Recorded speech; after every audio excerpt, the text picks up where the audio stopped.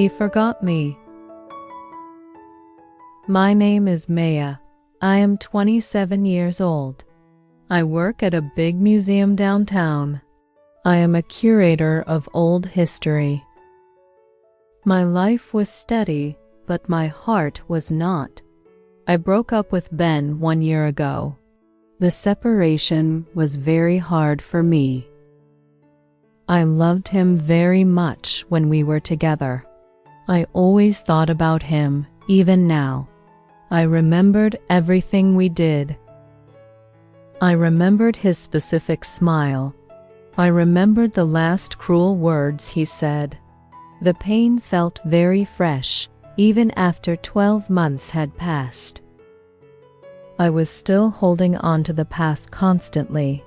I was always checking my phone for his name. I knew this was not a healthy habit. I was trying very hard to move forward with my life, but Ben was like a ghost haunting my days. He felt like he was everywhere and nowhere at the same time. I needed to forget him completely. I needed to let the entire past go finally.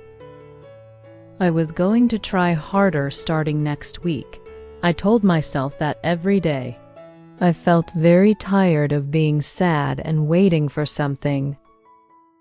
I miss the happy Maya that used to be. I really wanted that old life back again. The museum work helped me sometimes distract my thoughts. History is always about things that are already finished. Maybe I needed to treat my old relationship like finished history too. You're not alone while listening to this story. Likes and comments keep this space alive. I started my day early last Tuesday morning. I was preparing a brand new exhibit. It was about ancient coins from Rome. I love the quiet sound of the museum mornings. I was drinking my coffee slowly while I walked. The sun came warmly through the tall main windows. I was wearing my favorite light blue jacket that day. I thought, today is definitely going to be a good day for work. I was working on labeling the small artifacts carefully. My mind kept drifting back to Ben anyway. I remembered the time he visited me at work once. He joked that I loved old stones more than I loved him. It was a stupid little memory, but it still made me hurt inside. I was still carrying that heavy baggage of regret. My best friend, Clara, always told me to stop dwelling. Clara said clearly, "Maya, he is gone now. You must finally close that door." I knew deep down that Clara was right. I was trying very hard to listen to her sensible advice, but proper closure felt impossible when the ending was so abrupt. We just stopped talking completely one day. There was no big fight, just a heavy, sudden silence. That heavy silence was louder than any fight could have been. I kept waiting for a true apology from him. I kept waiting for an explanation about why we ended. I felt like I was living in the waiting room of my life forever. I finished the labels and then walked quickly to the cold storage room. The storage room is very cold and quiet. I needed a specific box of old documents for the new display. I was walking fast down the long corridor toward the back. I was humming a soft, familiar song to myself. I was not looking up at the ceiling or the walls at all. I was thinking only about the correct numbering for the coins. I was planning my evening meal carefully. I was going to cook pasta and read a simple book later. I felt okay, maybe even genuinely calm for a change. This short moment of peace was very important to me. I thought the worst part of the grieving process was finally over. I was very, very wrong about that hope. I turned the corner sharply near the main entrance hall suddenly. Then I stopped walking instantly. My heart jumped right up into my throat quickly. He was standing there near the information desk. It was Ben, definitely. He was talking casually to a friendly security guard. He looked slightly different than before. His hair was much shorter now, I noticed. He looked thinner, maybe tired from work. He was wearing a simple gray t-shirt. I had not seen him in exactly 1 whole year. My legs felt very weak suddenly, like they would buckle. All the stored pain came rushing back instantly. I wanted to turn and run away immediately from the building, but I could not move my feet at all. I just stood rooted there watching him closely. He was laughing easily with the guard about something mundane. He looked happy, maybe even too happy, I thought jealously. I thought, he moved on so very easily. He is perfectly fine. This thought made me feel angry and very small inside my chest. I decided I needed to say something to him. I needed to show him that I was okay and thriving too. I took a deep, quick breath. I walked slowly but surely toward him. My voice felt very shaky when I spoke his familiar name. Ben? I said the name softly. He turned his head slowly and looked towards me. He looked directly at my face. His expression was completely blank and empty. It was truly the face of a complete stranger. I waited anxiously for recognition to appear. I waited for the familiar light in his eyes to come on. But absolutely nothing happened in his gaze. He just kept staring right at me. He looked directly through me somehow. I waited for him to smile or maybe apologize for the past. He did neither thing at all. I felt confused and very cold right there. I tried again quickly. It's Maya. We used to date for a long time. He tilted his head a little bit to the side. He seemed curious about me, but not familiar at all. He frowned slightly, trying to understand my words. I am sorry, he said clearly. His voice was polite and deep, the neutral voice you use with a new client at work. I don't think we have ever met before today. I laughed quickly, a nervous, strange, broken sound. I truly thought he was playing a terrible, mean joke on me. Don't be silly, Ben, I told him firmly, trying to be strong. We spent 3 years together, every day. We lived in the blue apartment downtown. Remember my terrible, burnt cooking? Remember the fun trip to the coast last summer we took? I was listing our whole life quickly now. I was throwing our shared memories at him like hard stones. But his face stayed totally empty. The security guard looked visibly uncomfortable standing near us. Ben looked genuinely puzzled by my sudden words. He ran a hand over his short hair slowly. I truly apologize to you, he repeated slowly and clearly. I really do not know you at all. He paused for a short moment, thinking about something. Then he sighed quietly and sadly. I had a very bad accident maybe 10 months ago. It was very serious. I lost some important memories from the past. I have big gaps in my mind now.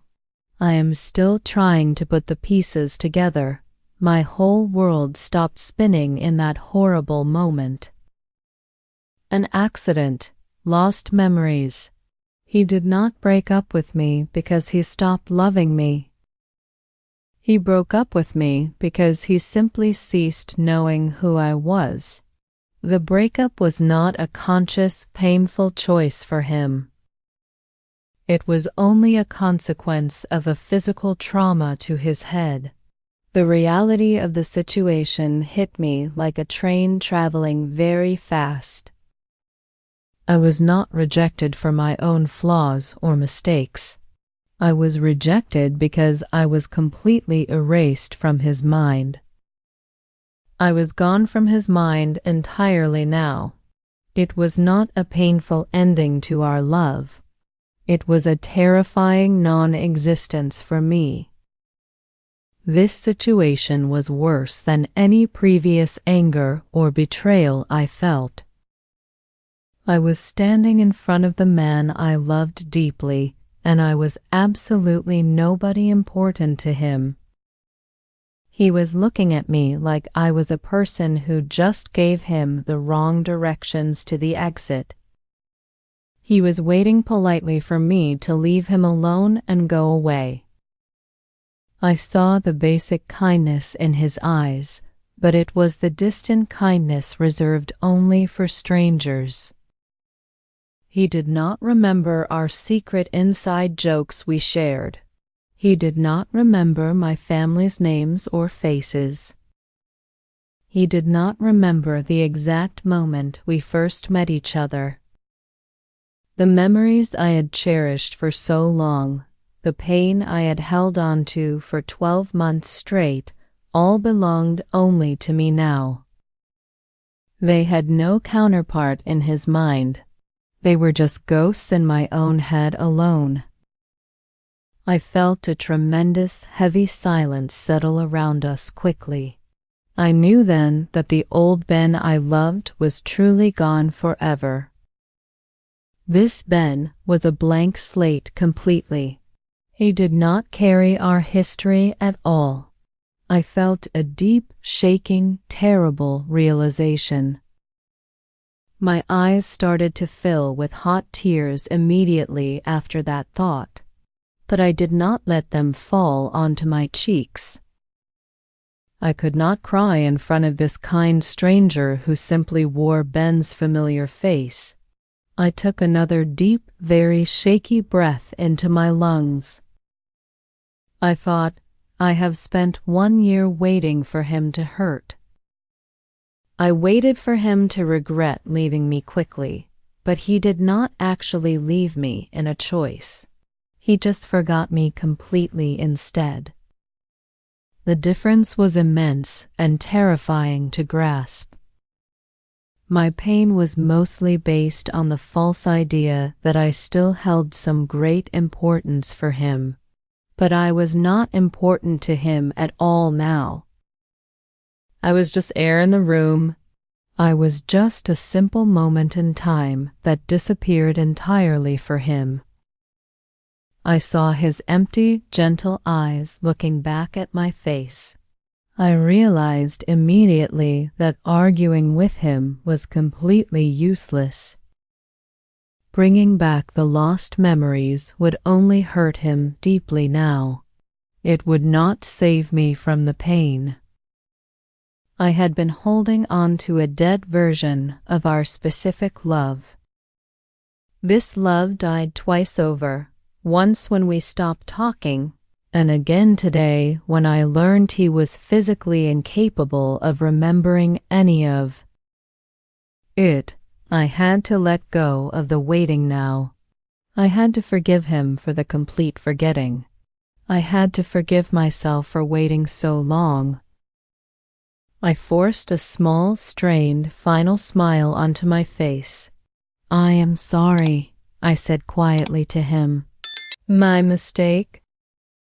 "You remind me of someone else I used to know." I turned around slowly. I started walking quickly away from the entrance hall. The relief I felt suddenly was strange and powerfully overwhelming. The pain was still there, but the crushing weight was gone forever. The heavy expectation was lifted completely from my shoulders. I walked back to my office very fast after that encounter. I did not look back even once at the entrance. I sat down at my desk immediately and hard. I did not care about the ancient coins or the labels anymore at all. I finally understood the painful truth of the situation. The breakup was difficult only because I kept believing my true worth was tied to his memory of me. If he remembered me, then I felt I was important in the world. If he forgot me, maybe I was truly nothing. But that idea was a big lie I told myself every day.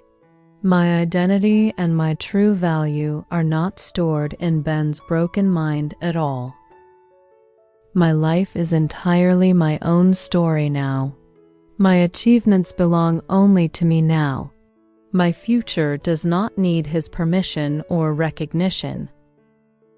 I was going to stop dwelling on the painful past immediately. The past chapter was closed by fate and tragedy, not by a conscious choice. I felt a profound sense of liberation in my body. I was finally free from the waiting and the hope. I was finally free from Ben's shadow completely. I wiped my face dry with a tissue. I picked up my phone immediately to share the news. I sent a message to Clara. I finally closed the door today. It is truly, truly over now. I smiled honestly for the first time in a year. I am ready to write the next chapter of my life story. I am going to focus completely on Maya now and her future. This lesson was very painful, but it was absolutely necessary for me. Remember this important lesson: your value is entirely yours. It does not depend on who remembers you. It only depends on who you choose to be today, right now. Like, comment, and subscribe to keep learning English through emotional stories.